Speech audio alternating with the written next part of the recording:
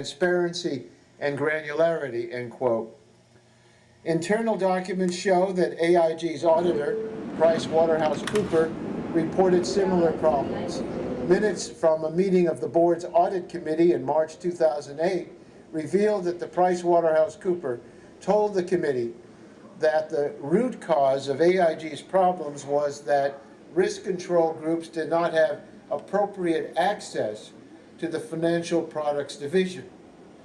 As part of our investigation, the committee requested information from a former AIG auditor, Joseph St. Dennis.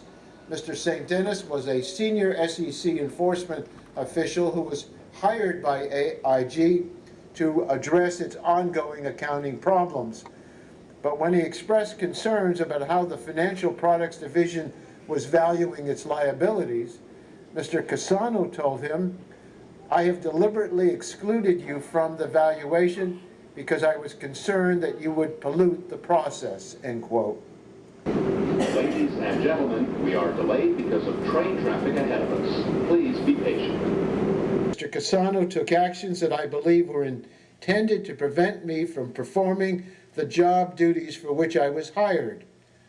Unlike Mr. Cassano and Mr. Sullivan, Mr. St. Dennis' actions cost him his bonus. There are other questionable actions by Mr. Sullivan and Mr. Willemstad. As losses were mounting and resources were getting scarce, AIG depleted its capital by over $10 billion through stock buybacks and rising dividend payments. This prompted shareholders to write the board, quote, "The management and board inexcusably and inexplicably raised the dividend while simultaneously issuing expensive preferred stock at a discount," end quote. And finally, we'll ask whether AIG, and in particular Mr. Sullivan, misled investors and the public about the financial conditions of the company. On December 5, 2007, Mr. Sullivan told investors, "We are confident in our marks and the reasonableness of our valuation methods. We have a high degree of certainty in what we have booked to date," end quote.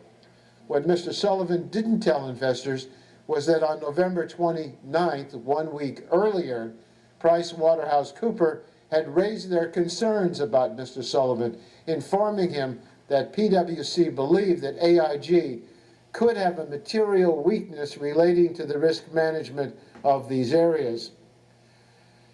There is one witness who should be here today, but who will be missing, Maurice Hank Greenberg, the longtime CEO of AIG.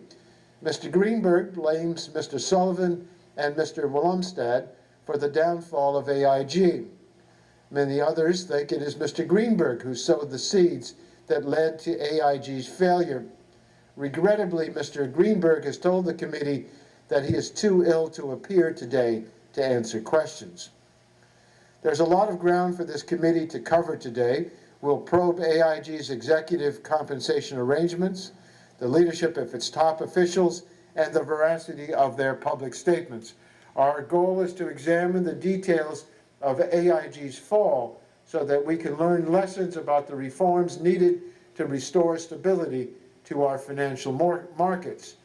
Like all of our witnesses, Mr. Sullivan and Mr. Willemstad know we will ask hard questions. I also want them and our other witnesses to know that we appreciate their cooperation and appearance before the committee today. Before yielding to Mr. Shays, who will deliver the statement on behalf of the Republicans, I do want to announce that the request that we've received to look at Fannie Mae and Freddie Mac, which is an investigation already underway, will be pursued in conjunction with the minority on the committee, and we will look at holding a hearing on those two as well as the other hearings that we have scheduled. Mr. Shays, I want to recognize you at this time. Thank you, Mr. Chairman. Today we consider the case of the American International Group, AIG, a global insurance conglomerate saved from insolvency by an $85 billion loan from American taxpayers. As part of the deal, we, the American taxpayers, own a controlling stake in the company. In these bailouts, the United States Treasury is now in the business of picking winners and losers as the global economy struggles to purge the toxins of speculative greed polluting capitalism's bloodstream. We need to understand what makes a private company like AIG too big to fail, and what drew such a large and venerable enterprise to the brink of failure.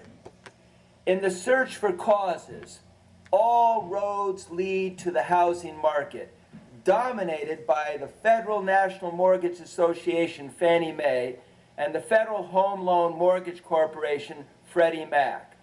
Without question, mortgage-backed assets, sliced and diced and scattered throughout the financial system, lie at the epicenter of the economic earthquake shaking world markets.